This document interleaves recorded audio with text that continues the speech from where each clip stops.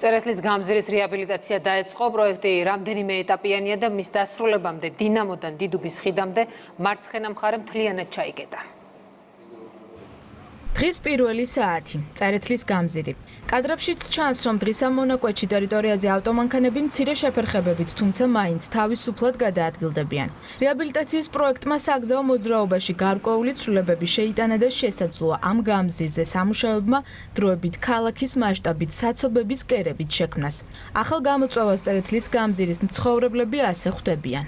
რა თქმა უნდა დისკომფორტი იქნება.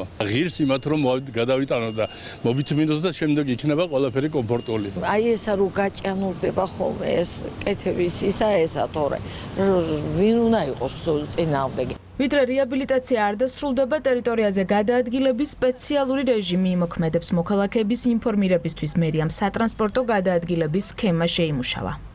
საგურამოს არჩილ ქურდიანის და ბათუმის ქუჩებიდან ავტომობილები გადაადგილებას შეძლებენ ვლადიმერ მაიაკოვსკის ქუჩიდან გიორგი ცაბაძის ქუჩის მიმართულებით. ასევე დავით ყიფიანის ქუჩიდან ვახუშტი ბაგრატიონის ქუჩის გავლით აკაკი წერეთლის გამზირის მიმართულებით. არჩილ კერესელიძის ქუჩიდან ავტომობილები გადაადგილებას შეძლებენ რაჟდენ გვენეტაძის ქუჩით ან რაფაელ აგლაძისა და ალექსი გოგოლაურის ქუჩების გამოყენებით. აკაკი წერეთლის გამზირის მიმართულებით. წერეთლის გამზირის ერთი ნაწილი 3 თვით ჩაიკეტა, სწორედ ამ ნაწილში დაიწყო სამუშაოების პირველი ეტაპი. დინამო სტადიონიდან დიდუბის ხიდის მიმართულებით მარჯვენა მხარე კი საავტომობილო მოძრაობისთვის ორმხრივი გახდა. პარალელურად ინფრასტრუქტურული სამუშაო utardeba დიდუბის ხიდსა და მიმდებარე ტერიტორიას. კატასტროფულ მდგომარეობაში იყო მიწისქვეშა კომუნიკაციები. ფაქტურად არ არსებობდა არც წყალმომარაგების, წყალარინების, სანიაღრო ქსელები წვიმის დროს იტბორებოდა, აქაურებოდა, ამიტომ უმნიშვნელოვანესი იყო წერეთლის გამზირის სარეაბილიტაციო სამუშაოების დაწყება. პროექტი გამზირის სრულ განახლებას ითვალისწინებს. დაგეგმილია გარეგანათების ახალი სისტემის დამონტაჟება, უსაფრთხოების კუნძულებისა და საზოგადოებრივი ტრანსპორტისთვის სამოძრაო ზოლის მოწყობა და მთავარი, რაც მოსახლეობის უსაფრთხოებისთვისაა მნიშვნელოვანი. გამზირზე მიწისქვეშა კომუნიკაციები ახლით სრულად ჩანაცვლდება. უსაფრთხოების თემა შემოდის ქალაქის. მით უმეტეს ისეთ გამზირზე, როგორც არის წერეთლის არის ძალიან დიდი გამზირი. ერთ-ერთი მიზეზი, რატომაც დაიწყო ეს, რომ არ მომხდარიყო ამ კომუნიკაციების გამო ამ მრავალსართულიანი და არა მარტო სახლების ჯდენა. ეს არის ყველაზე მნიშვნელოვანი. მიწის ზედა კაბელები, რაც არის საჰაერო კაბელები, ყველაფერი მიწის ქვეშ განთავსდება. რა თქმა უნდა, ახალი ასფალტის საფარი დაიგება, გამოყოფილი იქნება რეაბილიტაციის შემდეგ საავტობუსო ზოლები. მოპირკეთდება ტროტუარები, ადაპტირებული იქნება შიშიმო პირებისთვის მთელი გამზირი. კომპანიას, რომელმაც პროექტზე პასუხისმგებლობა აიღო წერეთლის გამზირის რეაბილიტაციის დასრულება 2024 წლის იანვრისთვის, დიდუბის ხიდის კი მიმდინარე წლის ოქტომბერში მოუწევს. წერეთლის გამზირის რეაბილიტაცია დასკვნით ფაზაშია. ამ ეტაპზე გამზირზე საგზაო სამუშაოები მიმდინარეობს. იგება ასფალტის საფარის ქვედაფენა. სამუშაოების გამო წერეთლის გამზირზე საავტომობილო მოძრაობა დროებით 22 იანვრამდე მონაცვლეობით შეიზღუდება. შესაბამისად იცვლება საზოგადოებრივი ტრანსპორტის მოძრაობის სქემაც. მას შემდეგ, რაც ვალდებულებების შეუსრულებლობის გამო ორ კომპანიას მერიამ კონტრაქტი შეუწყვიტა, სამუშაოები 24 საათიან უწყვეტ რეჟიმში მიმდინარეობს. მერიაში აცხადებენ, რომ გამზირზე საავტომობილო მოძრაობა ორმხრივად დათქმულ ვადებში აღდგება. ასფალტის საფარი დაგებული არის სტანისლავსკიდან ერისთავის მიმართულებით 500 მეტრიანი მონაკვეთი ორი ფენა. დღეს იგება სტანისლავსკიდან გვეტაძის მიმართულებით 500 მეტრიანი მონაკვეთი. დიდუბის სტადიონის მონაკვეთზეც იგება ასფალტები და წერეთლის გამზირზე სარეაბილიტაციო სამუშაოები ბოლო ეტაპზეა.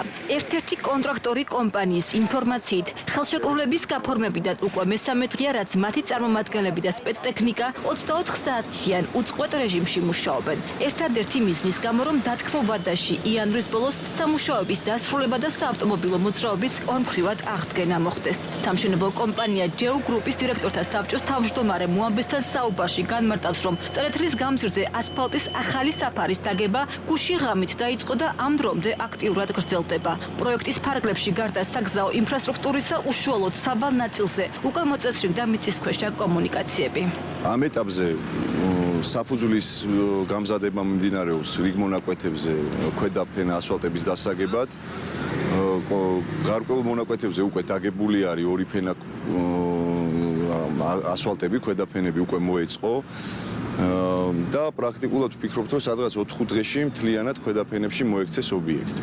მიმდინარე სარეაბილიტაციო სამუშაოების გამო წერეთლის გამზირის გარკვეულ მონაკვეთზე საზოგადოებრივი ტრანსპორტის მარშრუტი დროებით შეიცვალა. ინფრასტრუქტურული სამუშაოები მიმდინარეობს გიორგი ცაბაძის ქუჩის გადაკვეთაზეც. სწორედ ამ მიზეზით დღეიდან 22 იანვრამდე ავტობუსები და მიკროავტობუსები შეცვლილი მარშრუტით ივლიან. ბუნებრივია, როდესაც ამ მასშტაბის სამუშაოებზე ვსაუბრობთ, გარკვეული შეზღუდვებთან გვაქვს საქმე. დღეიდან 2 დღის განმავლობაში გვექნება ცაბაძის ქუჩაზე და მიმდებარე მოედანზე საზოგადოებრივი ტრანსპორტისთვის შეზღუდვა. სხვა ბუნებრივია, სხვანაირად შეუძლებელია ამ მასშტაბის სამუშაოების განხორციელება. დედაქალაქის მერიის ინფორმაციით რეაბილიტაციის დასრულებამდე წერეთლის გამზირის გადამკვეთ ქუჩებზე უშუალოდ ასფალტის საფარის დაგების პროცესში საავტომობილო მოძრაობა მონაცვლეობით შეიზღუდება. თბილისის მერიაში აცხადებენ, რომ საავტომობილო გზის რეაბილიტაცია იანვრის ბოლომდე დასრულდება. ტროტუარებისა და ბორდიურების სრულად მოწესრიგებას კი შესაძლებელია კიდევ თვეზე მეტი დასჭირდეს. მათივე განმარტებით წერეთლის გამზირზე საგზაო სამუშაოები ყველა სტანდარტის დაცვით სრულდება. ეხლა იგება, როგორც თქვით, ქვედაფენის ასფალტის საფარი, ამის შემდგომ მოხდება უკვე საკომუნიკაციო ჭების ნიშნულზე გასწორება, ასევე ბორდიულების ჩამოსხმა და უკვე შემდგომი ფენა ასფალტების დაგება.